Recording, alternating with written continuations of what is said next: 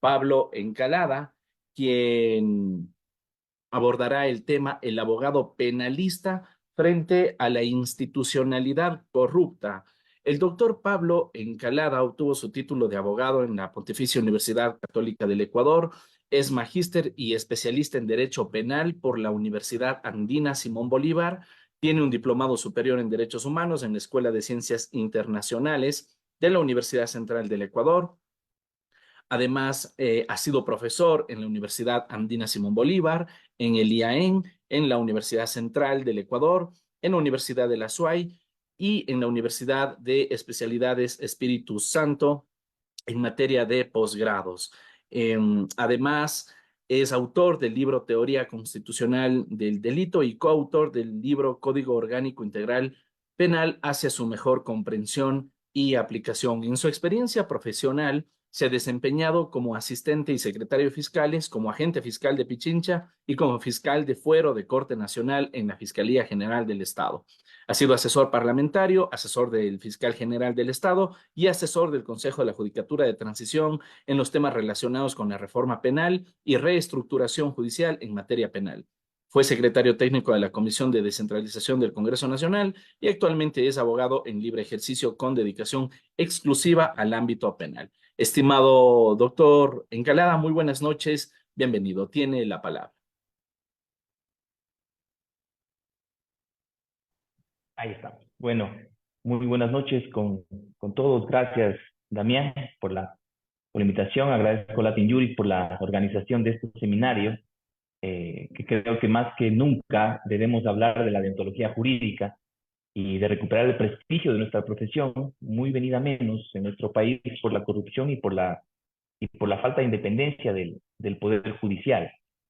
Eh, yo les agradezco a todos ustedes la presencia siempre, me parece tan generoso de parte de las personas que se conectan en estas horas de la noche cuando han terminado sus jornadas de trabajo y los veo conectados en una cantidad importante. Además, lo felicito a Damián por esta convocatoria y yo siempre tengo palabras de agradecimiento honestas, sinceras para ustedes los asistentes.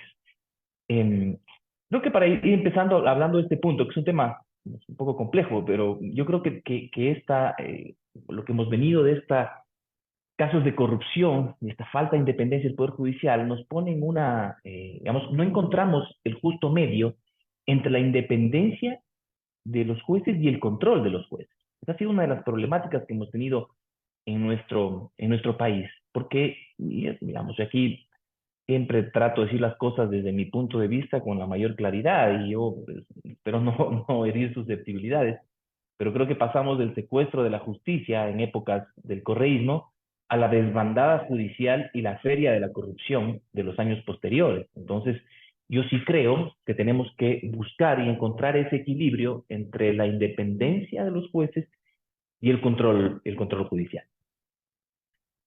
Yo les cuento, no soy mucho de aceptar invitaciones a seminarios. Yo creo mucho en las clases, creo que a veces los seminarios no siempre cumplen con el fin esperado, pero sin embargo cuando Damián me tuvo la generosidad de invitarme a este foro, me sentí la obligación moral de aceptarlo, por cómo me invitó, me dijo: queremos que les hables del abogado penalista frente a la institucionalidad corrupta.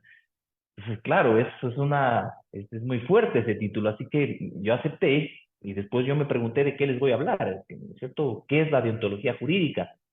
Conversé con Damián de qué esperan sobre este conversatorio y me dijo que quería que les cuente más o menos mi experiencia en la práctica profesional y cuáles son esos desafíos que nos plantea nuestra profesión desde la ética profesional. Así que por ahí va este conversatorio, porque hay cosas que creo que, vamos, hay que ser delincuentes para no darse cuenta que comprar un juez o un fiscal es una práctica contraria a la ética profesional, ¿no es cierto? Y que por eso te vas a ir a la cárcel. Pero probablemente hay otras conductas que las tenemos naturalizadas quizás, que no las tenemos claras y que nos exponen a situaciones contrarias a la ética profesional, como puede ser, por ejemplo, la imparcialidad del abogado. Yo quiero vamos a hablar de la deontología jurídica, ¿no es cierto? ¿Qué es la deontología jurídica? Esta trata sobre la moral del abogado y la forma de actuar con su cliente y con las autoridades judiciales. La deontología, digamos, contraria a la ontología, que es el ser, la deontología es el deber ser del abogado. Y para llegar a nuestros principios deontológicos, tenemos que empezar a hablar de la moral, ¿no es cierto? A veces creemos que la moral y derecho son cosas ajenas, y no, digamos, el derecho nace desde la moral. Y la moral como un sistema de contenidos que refleja una determinada forma de vida, ¿cierto? Entonces, es verdad que la moral puede ser individual, la moral es de cada uno, dependiendo de tu educación en la casa, religiosa, la cultura, etcétera. Todos podemos tener distintas morales, pero sí es verdad también que hay principios morales que nos unen a todos nosotros, ¿no es cierto? Y hay que identificarlos. ¿Cuáles son esos principios morales? Yo creo que nuestras sociedades modernas, me refiero a, digamos, la humanidad está 200.000 años en la Tierra, y recién desde hace 250 años nos organizamos de la forma en que nos organizamos hoy, es decir, como república. Es decir, 200.000 años en la Tierra y apenas en este último periodo cortísimo es que tenemos esta forma de organización política como una república. Y esta forma de organización es en función de una moral liberal y humanista. Esos son los valores que tenemos en la actualidad y que creo que nos unen a todos. Por lo tanto, esa moral liberal y humanista nos obligan al respeto de la dignidad humana y a la protección de los derechos humanos. Esa es la moral que debemos proteger. Eso nos lleva a que nuestras actuaciones deben ser pensadas, deben ser analizadas en función de esa moral, ¿no es cierto? De cómo vamos a proteger la libertad y cómo vamos a proteger los derechos humanos, ¿no es cierto? Y esa es la ética, porque la ética es nuestra moral pensada, nuestras actuaciones pensadas en función de que si son buenas o malas, si son justas o son injustas, ¿no es cierto? Y un poco esto, para ir ya aterrizando en el rol del abogado, ¿qué somos los abogados? Y a mí me pasa seguido en todas mis clases, sea cual sea la clase que dé, siempre les pregunto a mis alumnos, ¿para qué estamos los abogados en la sociedad? Porque yo les planteo a ustedes, digamos, no vamos a interactuar este rato, pero si yo les pregunto para qué es un arquitecto, todos saben que el arquitecto diseña y construye casas, un ingeniero hace puentes, un médico cura enfermedades. Es decir, hay bastante claridad sobre para qué están las diferentes profesiones en la sociedad. Pero la verdad es que cuando yo formulo esta pregunta y les digo para qué estamos los abogados en la sociedad, las respuestas son variadas. Sí, para mí me queda clarísimo que no tenemos nosotros, los abogados, la certeza de para qué estamos en la sociedad, para qué somos útiles, ¿cierto? Por ahí nos hablan de defender derechos, por ahí nos hablan de asesorar a nuestros clientes, por ahí nos hablan de la justicia, hay diferentes respuestas. Y la verdad es que nosotros, los abogados, estamos en la sociedad para solucionar conflictos, para evitarlos o para solucionar conflictos. Porque en la sociedad, ¿no es cierto?, que el derecho regula las relaciones humanas, lo que nosotros estamos para acercar a los individuos para que puedan encontrar una solución. Y claro, para eso nos hemos inventado como sociedad el poder judicial, la tutela judicial efectiva, etcétera. Es verdad. Pero después de todo, nosotros estamos como ese profesional auxiliar para solucionar los conflictos. Y eso me lleva a reflexionar sobre cómo somos como abogados, ¿no es cierto? Y entonces, si han escuchado ustedes eso de que donde hay dos abogados hay tres criterios, yo me muero de la vergüenza cuando escucho esto, porque digo, o sea, somos tan incapaces. ¿Cómo seremos incapaces de solucionar los conflictos que entre dos hay tres criterios? No nos podemos poner de acuerdo, ¿no es cierto? Entonces, hay mucho esa creencia de que los profesionales del derecho, mientras más difícil hablamos, somos mejores abogados. Como cuando hace unos años yo leía una sentencia de una corte provincial. Digo corte provincial porque estoy hablando de algo, digamos, ya segundo nivel, algo, digamos, más elaborado. Y les juro que la mitad de esa sentencia estaba escrita en latín. O sea, la mitad escrita en latín. Y yo supongo, ¿cómo habrá estado ese juez ponente? Y yo digo, él se habrá creído, pues es un gallazo. ¿Verdad? Yo soy el mejor de todos y ya soy el que más sé, que a prima facie, que no sé qué. O sea, si no nos van a entender los justiciables de qué sirve. Y entonces, cuando hablamos de que debemos cumplir nuestro rol de ayudar a solucionar los conflictos, hay que pensar en la ciudadanización de la justicia, o lo que hoy se conoce como justicia abierta, esto que está muy de moda y que tiene que ver con este tema, ¿no es cierto?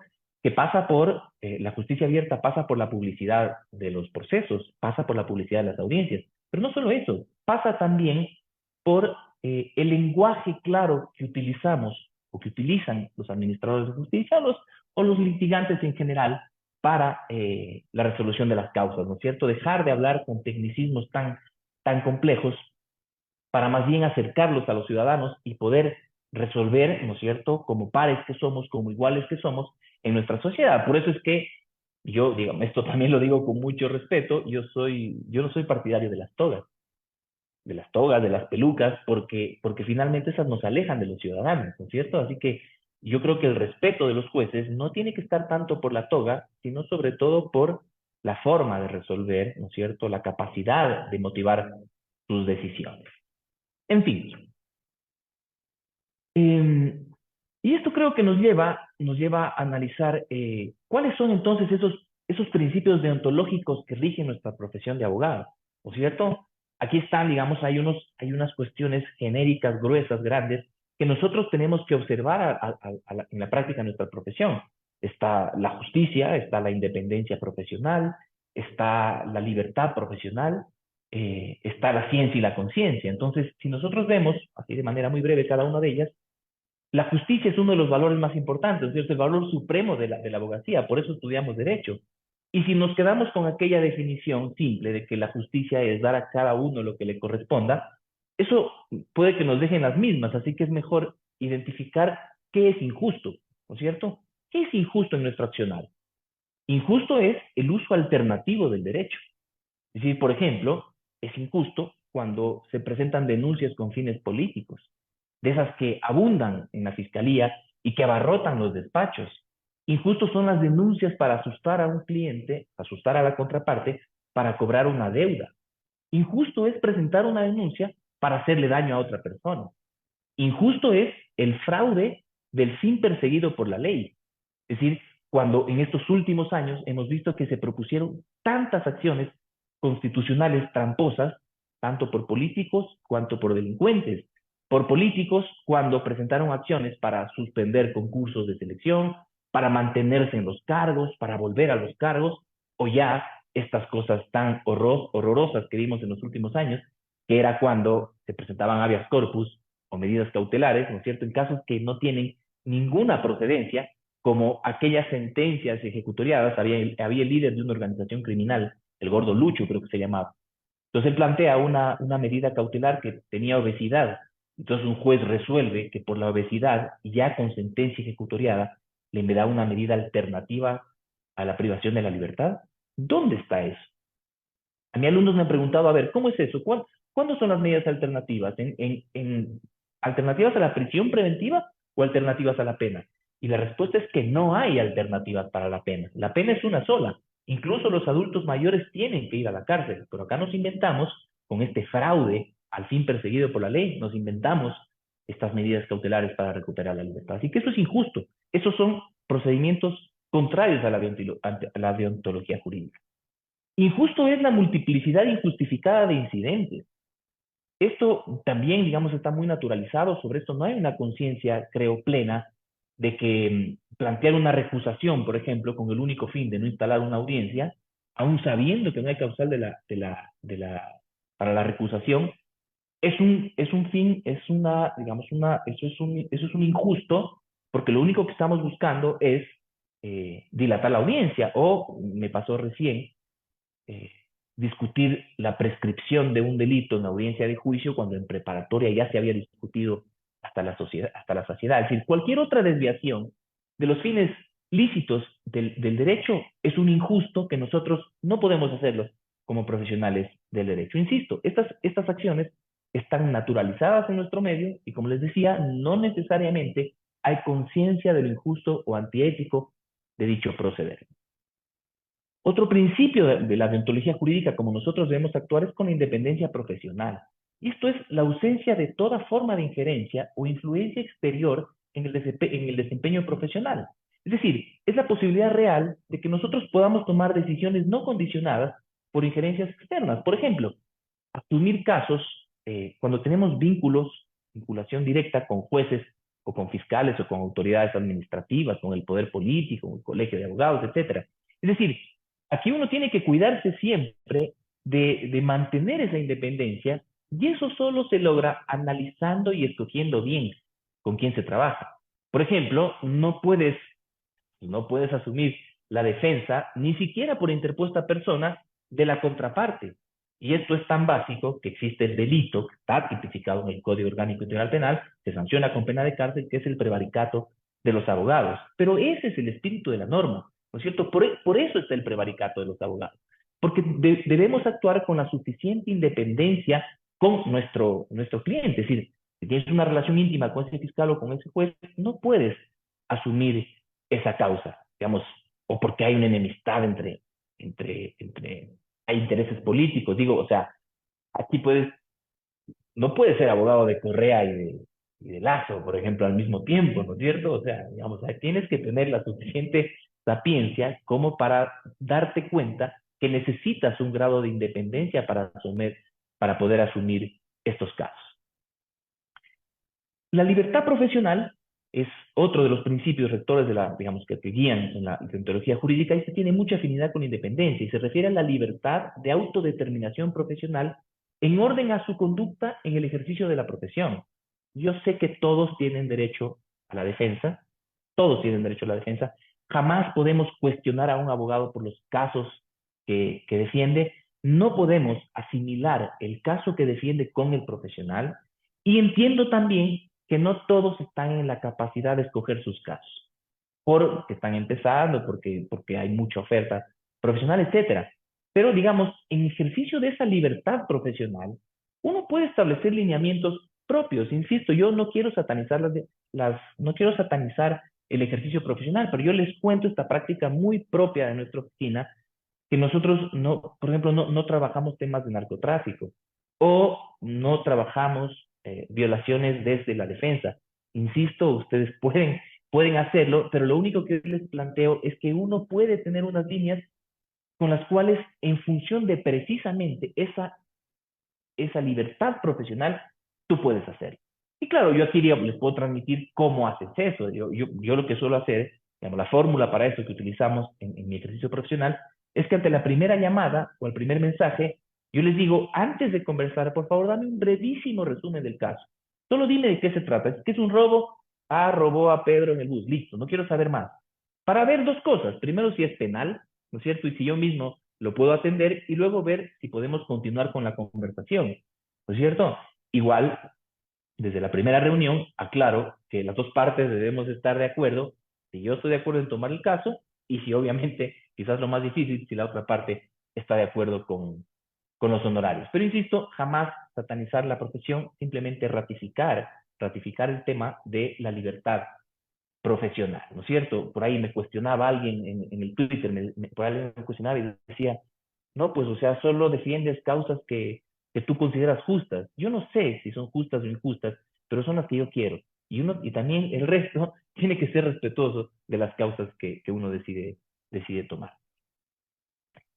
El otro principio que tiene que guiarnos es la ciencia y la conciencia, ¿no es cierto? Y esto es actuar en función de la técnica jurídica y con la conciencia de las consecuencias de nuestro actuar. Aquí creo que aquí es muy claro que se refiere a la especialidad. Yo entiendo los inicios de la carrera profesional y entiendo que la demanda, digamos, a veces no hay suficiente trabajo, es complejo el tema, pero en lo posible nosotros no podemos arriesgar la libertad de las personas, hablando en materia penal, al tomar una causa para la que no estamos preparados. Por eso la deontología jurídica a mí me obliga a reconocer mis límites profesionales y a saber qué causas tomo, porque no podemos experimentar, digamos, o sea, los cirujanos, los médicos, es verdad que practican y todo, pero no es que solitos asumen una cirugía así de la nada, ¿no es cierto? Entonces, esa es parte de la deontología jurídica, saber reconocer nuestras limitaciones y decidir qué causas asumimos.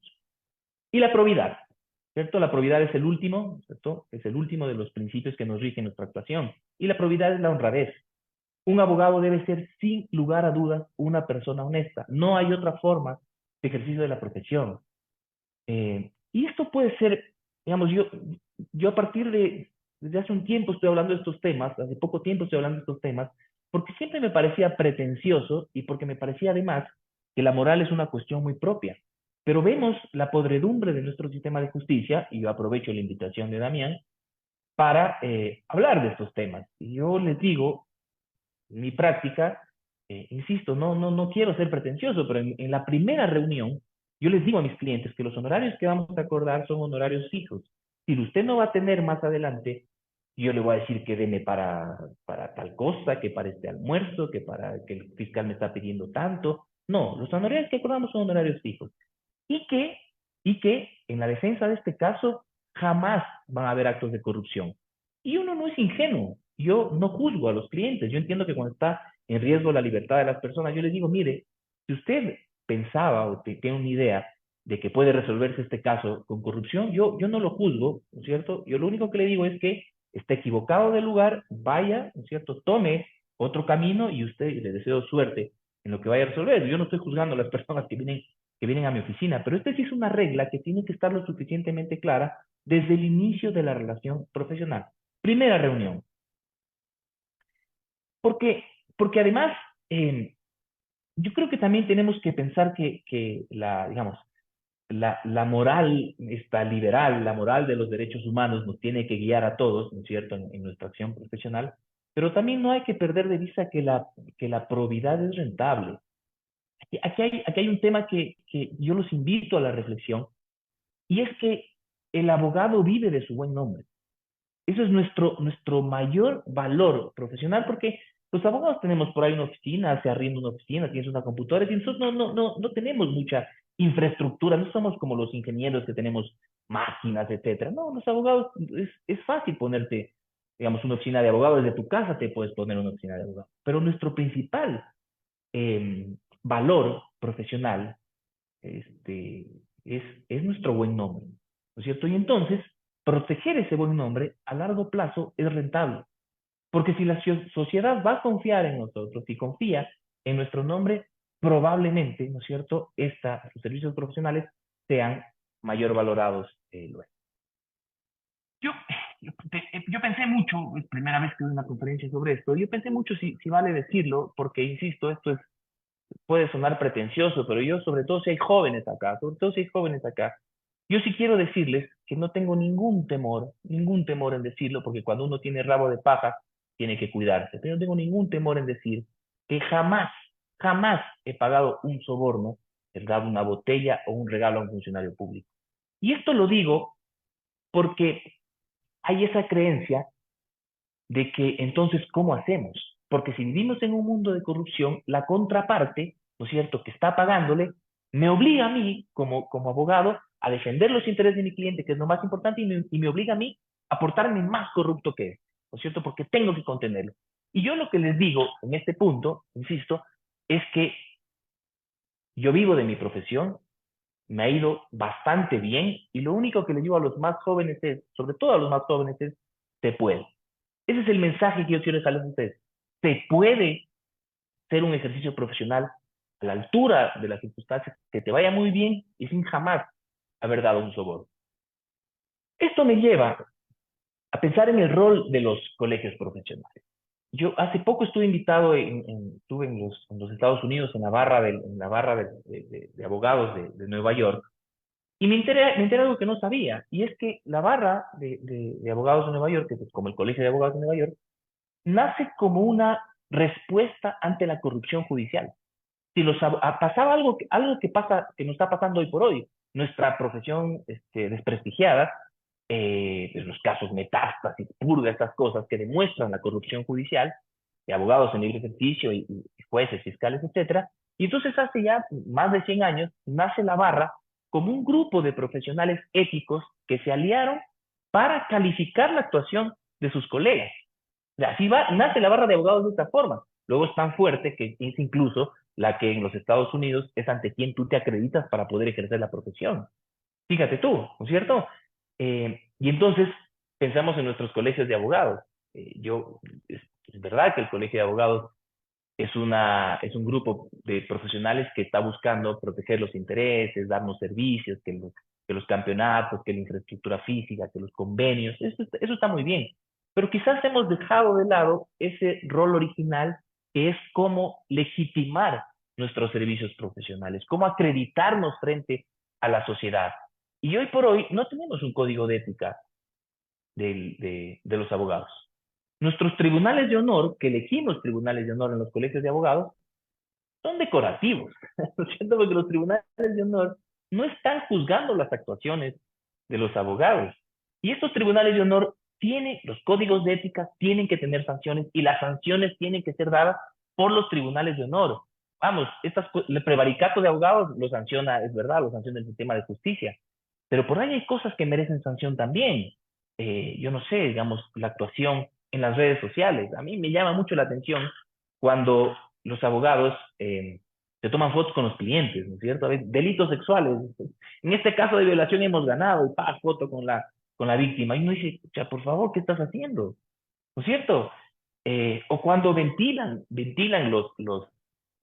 sus causas a través de redes sociales. Y alguien podría decir, no, pero usted es súper mediático, doctor. Bueno, es verdad que yo soy mediático, pero yo los invito a que ustedes revisen mis cuentas y yo no hablo de mis casos, salvo que por la coyuntura del caso se trate de alguien, un caso muy sonado y la sociedad y los medios de comunicación te piden opinión, ahí sí, pero no uno mismo, ¿no es cierto?, ir a ventilar tu caso que te ha confiado tu cliente, ¿no es cierto?, y que tú lo ventilas para promocionarte o para ejercer presión o para lo que fuera. Y estas cosas son las que tienen que revisar los tribunales de honor. Son cosas que vivimos actualmente que todavía no las comprendemos del todo. Es decir, estamos educándonos recién en el uso de las redes sociales. Yo por ahí veo, por ejemplo, jueces que son bastante mediáticos y que de manera recurrente no solo están informando, que está buenísimo que informen, está buenísimo que pasen sus audiencias, está buenísimo, pero están emitiendo criterios de valor y se están planteando posiciones políticas súper claras. Entonces uno dice, bueno, ¿y cómo vas a administrar justicia luego de que es tan evidente tu posición política o que es tan evidente tu posición frente a un punto de derecho discutido? ¿No es cierto? Entonces, estas cosas yo creo que deben estar en los tribunales de honor y en los colegios de abogados, no en el Consejo de la Judicatura. No en el Consejo de la Judicatura, porque tenemos que ser entre nosotros los profesionales que revisemos nuestras actuaciones.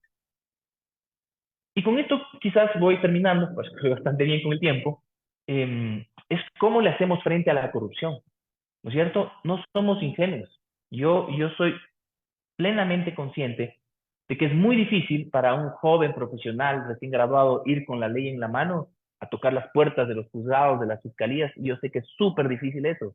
No es fácil. No es fácil contra el tráfico de influencias, no es tráfico contra la compra de conciencias. Pero nosotros, ¿cómo hacerle frente a la corrupción? Con la verdad, con el derecho, siendo exhaustivos en la preparación del caso, dejándolos a los jueces casi sin opción para resolver la causa.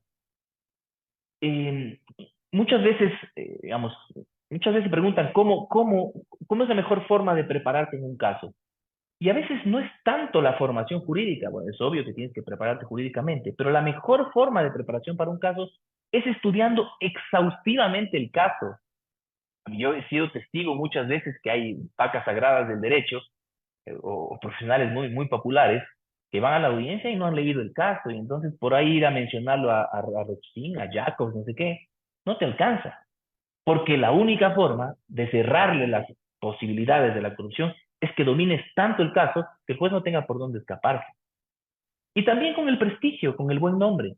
Esa es otra de las formas con las cuales uno puede muñequear frente a la corrupción o al tráfico de influencias. Cuando los jueces, cuando los fiscales sepan que tienen del otro lado a una persona honesta, que se la piensen bien si es que van a actuar de una manera corrupta.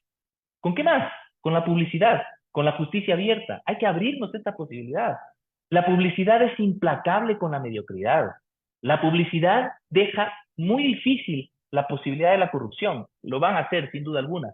Pero cuando el país, cuando la sociedad, cuando los estudiantes acceden al desarrollo de las audiencias, van a ser los primeros contralores de las decisiones de los jueces. Yo los invito a que honremos nuestra profesión, a que le devolvamos el prestigio a nuestra profesión y que actuemos de acuerdo a la deontología jurídica, a nuestras obligaciones como profesionales. Nada más les agradezco muchísimo por su atención.